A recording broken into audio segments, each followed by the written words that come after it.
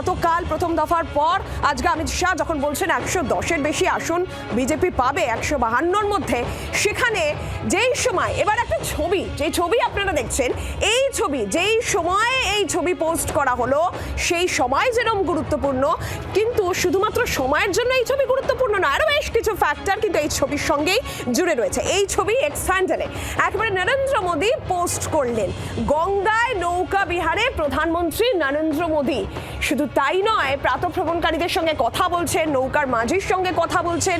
নৌকা বিহারের এই ছবি এক্স হ্যান্ডেলে একের পর এক পোস্ট হলো। প্রথমে স্টিল, তারপরে ছোট ভিডিও আসলো, তারপরে বড় ভিডিও আসলো। সেখানে মোদী লিখলেনও যে বাংলার আত্মা দিয়ে গঙ্গা প্রবাহিত, অত্যন্ত তাৎপর্যপূর্ণ। একদিকে যেরকম গঙ্গা, দুই শহর যেখানে দ্বিতীয় দফার নির্বাচন, মনে রাখতে হবে কলকাতা রয়েছে, হাওড়া রয়েছে, হুগলি নদী, গঙ্গা নিয়ে বাঙালির আবেগ, সেই সমস্তটাইকে ছুঁয়ে যাওয়ার চেষ্টা। শুধুমাত্র নৌকা ভ্রমণ নয়, তার সঙ্গে বাঙালির আবেগকে কি ছুঁয়ে যাওয়ার চেষ্টা। এবং এই যে জনসংযোগ করছেন প্রধানমন্ত্রী, তার সঙ্গে কি আমি তোমাদেরই লোক এই বার্তা দিয়ে দেওয়ারও চেষ্টা। আপনাদের শোনাই, যেই নৌকোয় প্রধানমন্ত্রী নৌকা ভ্রমণ করলেন সেখানকার মাঝি, সেই নৌকোর মাঝি কি বললেন। বোটে উঠে তারপরে বাইরে ঘুরলাম, ঘোরার পরে উনি ওনার নিজের ক্যামেরাতে ফটো তুললো, ও গঙ্গার মাঝখানে নিয়ে গেছে। আমাকে শুধু নাম জিজ্ঞাসা করলো একবার, আমার ভালো লাগলো যে যাক প্রধানমন্ত্রী হঠাৎ নৌকা উঠলো, আমার ভালো লাগলো। আমাকে বলছে তুমি চলো গঙ্গার মাঝখানে, আমাকে ইশারাই দেবো। নাম করার লোক যদি নৌকায় ওঠে ওটা তো সবারই ভালো লাগবে।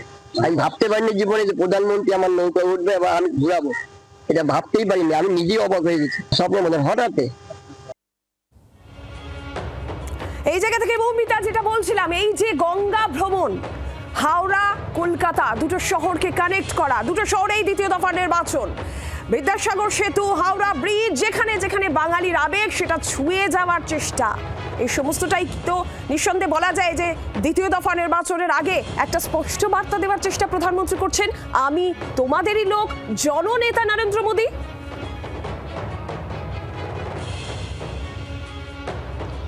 তাৎপর্যপূর্ণ ন্যারেটিভ তৈরি করা হচ্ছে। এবং যদি লক্ষ্য করো, ঝাড়গ্রামের সভার শেষে তিনি যেমন ঝালমুড়ি খেয়েছিলেন প্রধানমন্ত্রী, কারণ মুড়ি, ঝালমুড়ি সেটা বাংলার সঙ্গে, বাংলার আড্ডা কালচার, বাংলার ঐতিহ্য, বাংলার সংস্কৃতির সাথে যেমন ওতপ্রোতভাবে জড়িয়ে রয়েছে, তেমনই অঙ্গ বঙ্গ কলিঙ্গ জয়ের কথা যখন নরেন্দ্র মোদী, অমিত শাহ বারবার করে বলছেন, সেখানে গঙ্গা, সেই গঙ্গার আবেগ, বাংলার সংস্কৃতি এবং যে আইকনিক জায়গা, সমস্ত কলকাতার যে আইকনিক প্লেস হিসেবে যেগুলো পরিচিত, সেটা যেভাবে উঠে এসছে আজকে নরেন্দ্র মোদীর এক্স হ্যান্ডেল পোস্টের মাধ্যমে, তার ভিডিওর মাধ্যমে, খুব স্বাভাবিকভাবেই সাধারণ মানুষের সাথে তিনি যেভাবে মিশে গিয়েছেন এবং যে মাঝি ভাই যিনি ঘুরিয়েছেন প্রধানমন্ত্রী নরেন্দ্র মোদীকে, বা যে ঝালমুড়ি বিক্রেতা প্রধানমন্ত্রীকে ঝালমুড়ি দিয়েছেন, সেখানে লক্ষ্য করবে যে একেবারে তৃণমূল স্তরের মানুষ, যারা ভাবতেও পারেননি প্রধানমন্ত্রী এরকম সশরীরে তাদের কাছে পৌঁছে যাবেন, সেই জায়গা কানেক্ট করতে চাওয়া এবং মানুষের কাছে গিয়ে এই বার্তা দেওয়া, অবশ্যই আমি তোমাদেরই লোক, সেই কনসেপ্টকে কিন্তু এস্টাবলিশ করতে চাইছে, প্রতিষ্ঠা করতে চাইছে গেরুয়া শিবির।